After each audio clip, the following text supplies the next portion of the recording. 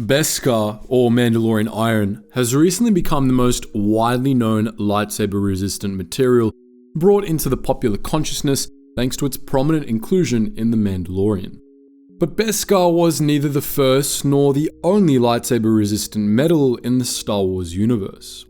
The most widely used one, and the most well-known in-universe, was cortosis, but a close second was Phrik, which you might know as the material Magna Guard Electro staffs were made from. Naturally, Phrik was an especially valuable commodity during the Clone Wars, and the Republic fought tooth and nail to keep it falling into Separatist hands. In one particular mission on Fest, the Republic dispatched one of its foremost Commando teams to blow up the Confederacy's main Phrik factory, a mission we'll be discussing today.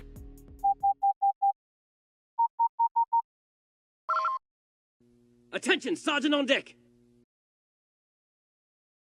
Unlike Beskar and cortosis, Phrik wasn't a natural compound. Rather, it was an alloy and it required an extensive refining process to produce. But the cost was worth it. Typically made of Phrikite and Tadirium, Phrik alloy was one of the most durable metals in the galaxy. Not only was it completely lightsaber resistant, but it was so tough that a Phrik container on Alderaan was allegedly able to survive the planet's destruction at the hands of the Death Star. Phrik wasn't alone in its toughness, of course, but being an alloy made it uniquely useful.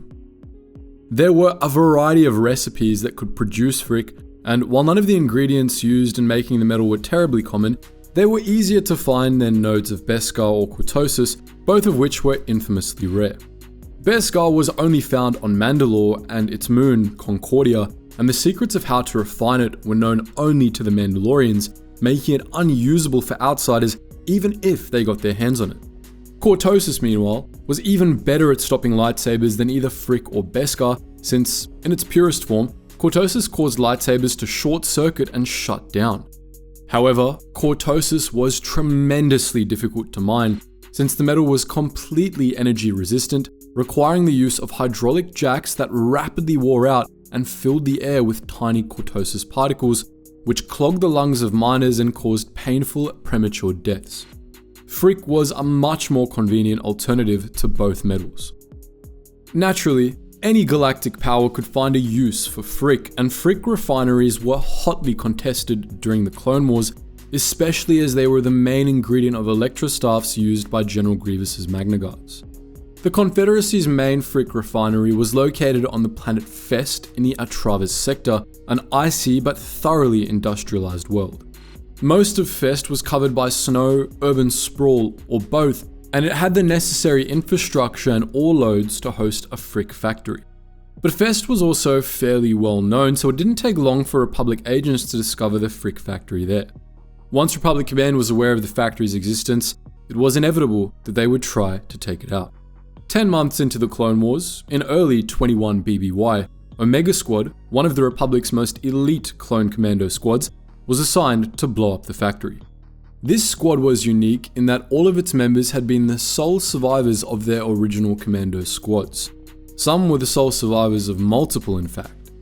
They had proven to be a highly effective team in an early mission to Kalura, however, and they were quickly identified as second only to Delta Squad when it came to getting the job done well. They were given unique equipment by Republic Command. Each member of Omega Squad was given a set of jet black, energy-absorbing Catan-class armor meant for stealth. They found it particularly ironic that they were given this new gear right before a mission to Fest, which was covered in snow from pole to pole. The commandos were deployed to Fest in an LAAT gunship, which dropped them off on an outcrop overlooking the factory. The facility was located high in Fest's mountains, away from the bulk of the planet's industrial sprawl. This meant that it was isolated from Separatist forces elsewhere on the planet, but it also meant it would be harder to infiltrate, especially since the factory was heavily guarded, with nearly a full army of B-1 battle droids patrolling the area. After scouting out the area, Omega Squad determined a plan of attack. Phi, one of the commandos, opened fire on the droids outside the factory using a missile launcher, drawing away their fire while two of his squadmates, Darman and Aiton, climbed to higher ground to sneak past the droids. Phi's diversion allowed Darman and Aiton to successfully infiltrate the factory, and once they were inside, they made an entrance for Phi and the squad leader, Nina. Once the droids were finished off, the other members of Omega Squad made it into the factory where they could get to work blowing the place to hell. The rest of the mission played out pretty simply. Niner, Phi, Darman, and Aiton made their way around the factory, evading the guards and infiltrating the processing plant and the foundry. They laid explosive charges in both rooms and then got the hell out of the factory, all without attracting any attention. Once they were clear over the facility, they detonated the charges, leveling the whole facility and crippling the Confederacy's Phrik manufacturing capabilities. Once all was said and done, Omega Squad was evacuated from Fest, having completed yet another mission with 0 casualties. It's unknown if Fest was the Confederacy's only Phrik factory or just its main one. Nonetheless, the CIS was able to get its hands on enough Phrik to arm Grievous's Magna Guards. But the mission to Fest was nonetheless considered a major victory by Republic Command, and it led to Omega Squad being assigned some of the most delicate missions of the Clone Wars in the years to come. Fest initially remained a separatist world, but during the Outer Rim sieges, the Atreus sector came under attack from Republic forces, and Fest was eventually conquered. Not long after, the Republic became the Galactic Empire, and Fest's factories were claimed by the Imperial military. The Empire also rebuilt the planet's Phrik refineries, undoing Omega Squad's hard work. The Empire had many uses for Phrik, but the facilities on Fest were eventually commandeered for one of its most secretive weapons engineering programs, the fabled Dark Trooper project. The project began when then-Lieutenant Rom Mock proposed that those clone veterans of the Clone Wars that remained in Imperial service, whose accelerated aging was quickly rendering them unable to fight, should be upgraded with cybernetics to allow them to serve the Empire for longer. This reconstruction saw up to 70% of the clone veterans' original bodies replaced with Phrik-laden cybernetics manufactured on Fest, resulting in the Phase 0 Dark Trooper. The success of this initiative saw Rom Mock rapidly climb through the ranks of the Empire, eventually becoming a general. But the Phase 0 Dark Troopers wound up being mentally unstable, and many committed suicide due to the trauma of being more machine than man. But this was only the start of the Dark Trooper project. Mock's next proposal was for a line of battle droids that would be designed with the lessons learned from the Phase 0 Dark Troopers. This resulted in the Phase 1, Phase 2, and eventually Phase 3 Dark Troopers, each of which were highly advanced battle droids. All of these droids were made with Phrik components. All Dark Trooper models were built with Phrik skeletons.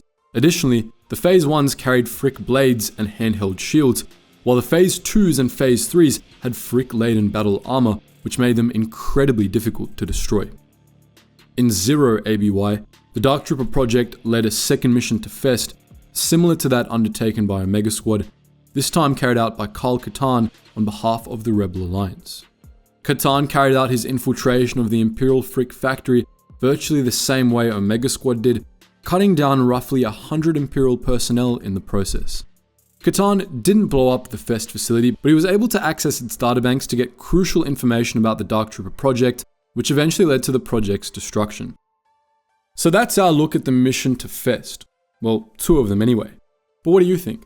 Are there other obscure Clone Wars battles or infiltrations you'd like to hear more about? Let us know in the comments section below, and as always guys, thank you so much for watching, and I hope to see you in the next video.